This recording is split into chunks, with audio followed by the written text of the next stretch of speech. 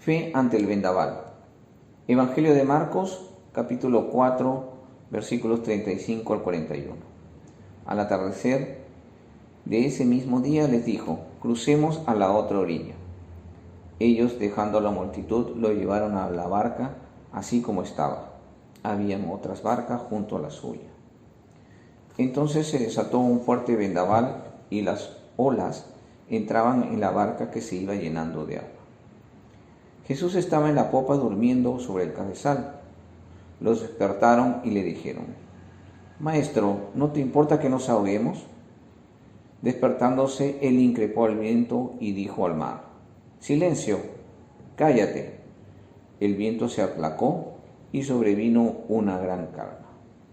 Después le dijo: ¿Por qué tienen miedo? ¿Cómo? ¿No tienen fe?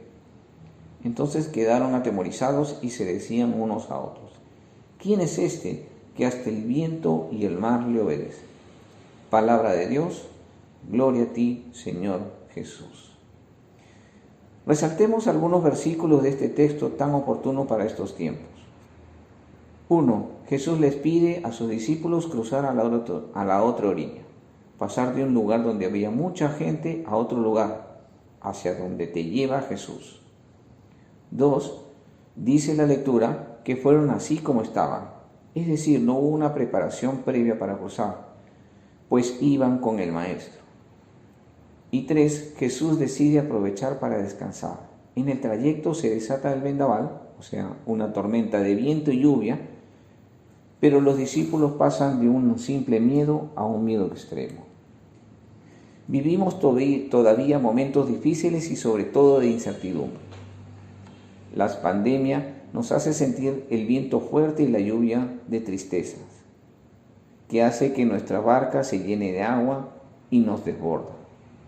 En este tiempo es común que diversas personas nos pidan oraciones por personas que están mal de salud o graves, y algunos ofrecen misas de salud o por el alma de sus seres queridos.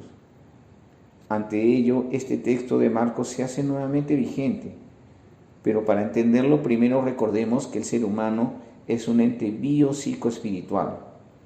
Por ello me permito hacer esta reflexión en forma integral, abordando estas tres dimensiones: la parte biológica, la parte psíquica y la parte espiritual. Primero, Jesús, como siempre, con su gran cariño y paciencia, nos enseña el camino de la fe. Pasar de una orilla a otra implica el camino hacia el encuentro con nuestro Padre. El tiempo de navegar nos traerá momentos de calma y también vendavales. ¿Qué tal privilegio llevar a Jesús en nuestra barca? Pero a veces lo consideramos como un copiloto, un pasajero o un asalariado, un polizonte. Recién cuando llega el vendaval nos invade el temor y nos acordamos de su poder. Recurrimos a Jesús y le pedimos auxilio. Cuando hacemos a Jesús a un lado, pensamos que basta con nuestra fuerza y sabiduría, decayendo nuestra fe. Pero Jesús, con su infinita bondad, recurre a nuestro auxilio. Ya lo dice el Evangelio: Jesús increpa a sus discípulos. ¿Cómo? ¿No tienen fe? Y se advierte en el mismo texto que los discípulos se preguntaban: ¿quién es este que hasta el viento y el mar le obedecen? De esto se desprende dos cosas. Haz de Jesús el piloto de tu barca, quien te defenderá incluso en el vendaval, y alimenta a tu fe todos los días mediante la oración, la lectura de la palabra y los sacramentos. En el segundo punto vamos a ver la parte psicológica. Causa asombro que una parte de los discípulos eran pescadores y muy probablemente estaban acostumbrados a este tipo de vendaval, pero son presas de temor y de pensamientos catastróficos, lo que los lleva a despertar a Jesús y a reclamarle pidiendo su auxilio. Es de notar de que Jesús descansaba sin ser perturbado por el vendaval. Con total paciencia se levanta y pide al viento que calle y se mantenga en silencio. ¿Qué tal manejo de sus emociones? Ese silencio ante el bullicio de nuestra mente que una y otra vez nos alerta de forma incesante sobre los contagios, la muerte de los seres queridos, la falta de dinero, la incertidumbre en general. El manejo de las incertidumbres nos consume mucha energía, siendo importantes candidatos del miedo, el estrés y la ansiedad. El miedo es una emoción primaria y como toda emoción es una respuesta química automática. No es muy buena ni mala, simplemente es una emoción. Necesitamos el miedo para sobrevivir. ¿Se imaginan qué pasaría si yo no tengo miedo a contagiarme del coronavirus? Saldría a la calle sin mascarilla, arriesgándome sin ningún tipo de necesidad y arriesgando a las personas de mi entorno. Es normal que tenga miedo a contagiarme del virus, pero si yo vuelvo a mi casa pensando constantemente que me voy a contagiar y todas las consecuencias, todo ese tipo de pensamientos ya se vuelven una preocupación excesiva. No podemos controlar las emociones, pero sí los pensamientos y los sentimientos que derivan de ella. Los sentimientos pueden ser buenos o malos porque dependen principalmente de los estímulos, las percepciones, los sentidos y nuestro entorno. Pero cuando el miedo es excesivo y se desborda, podríamos estar hablando de estrés o ansiedad. Si bien los síntomas son parecidos, pero no son lo mismo. Según la Organización Mundial de la Salud, el estrés es un conjunto de reacciones fisiológicas que prepara el organismo para la acción. El problema surge cuando se mantiene la presión y se entra en estado de resistencia, convirtiéndose en un estrés crónico. Por ejemplo, tenemos problemas económicos, mayor carga laboral, una enfermedad inesperada, entre otros. En cambio, la ansiedad es un sentimiento porque se prolonga en el tiempo y tiene que ver con las preocupaciones excesivas. Generalmente está influenciado por pensamientos sobre lo que podría pasar en el futuro. En el caso de la ansiedad nos controla la preocupación porque se va repitiendo el mismo mensaje de inestabilidad en forma constante. Bien, en el tercer punto vamos a ver la parte corporal. Decimos entonces que el miedo es un estado físico normal.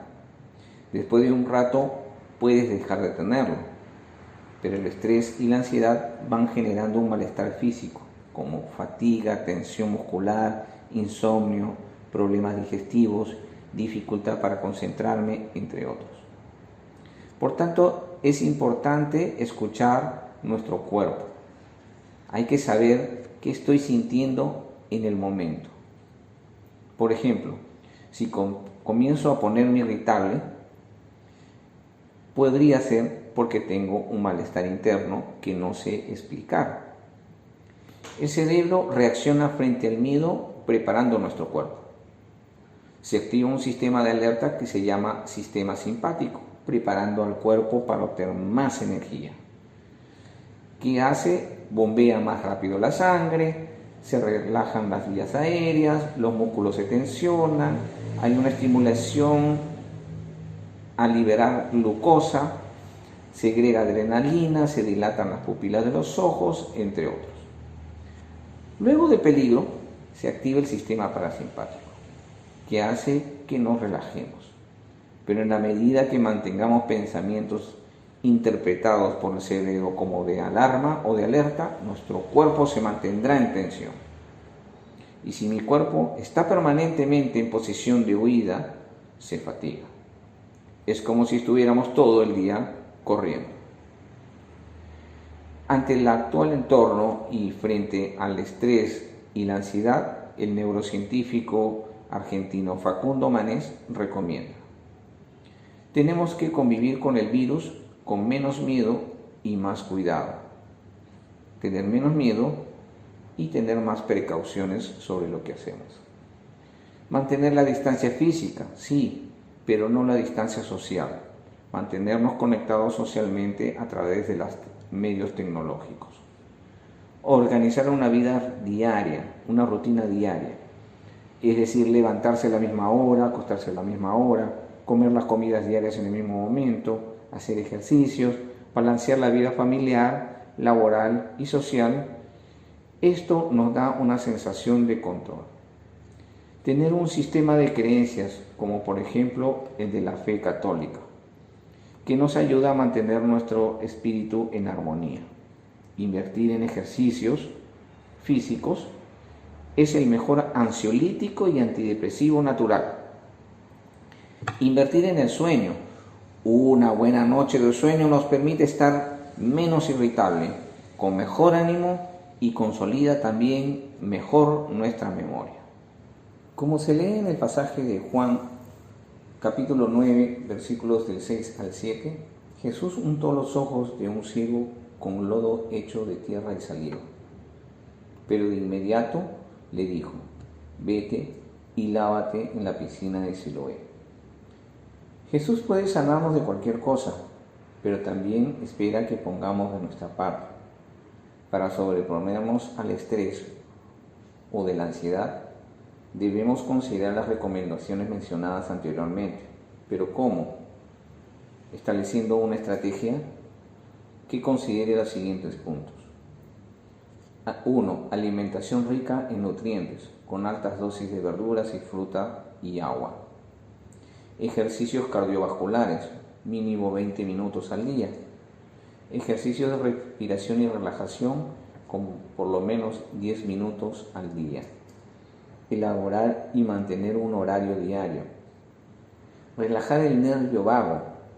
El nervio vago es el nervio más largo y complejo del cuerpo.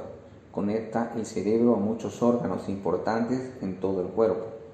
Para ello se sugiere lavarse con agua fresca, cantar, hacer gargas y hacer vibraciones en la garganta, mejorar la postura, abrir el pecho, alinear el cuello con la columna, salivar, risas con la socialización, pasar la lengua por los dientes y cachetes, sintiendo cada una de ellas o cada uno de los dientes, adaptar un horario de descanso de por lo menos 8 horas diarias, dejar de mandar señales de alerta a mi cerebro, lo cual se puede desactivar siguiendo acciones sencillas. Menciono 3. Enviando constantemente mensajes positivos a nuestra mente. Estoy a salvo, todo va a salir bien, estoy en el presente, entre otros. Segundo, concentrarse en las cosas positivas y buenas de nuestro entorno. Y tercero, pensar en cosas agradables y reír, como nuevamente lo menciono, en socialización. Todas estas cosas nos pueden permitir alcanzar un equilibrio y mejorar nuestra disposición para el miedo, para que no se convierta en estrés o ansiedad y luego se convierta también en un vendaval. Les invito a poner nuestra fe en Dios, pues siempre nos acompaña en la barca, a través de la oración, la meditación de la palabra y fundamentalmente los sacramentos que el Señor nos ha regalado. Gracias y que Dios te bendiga.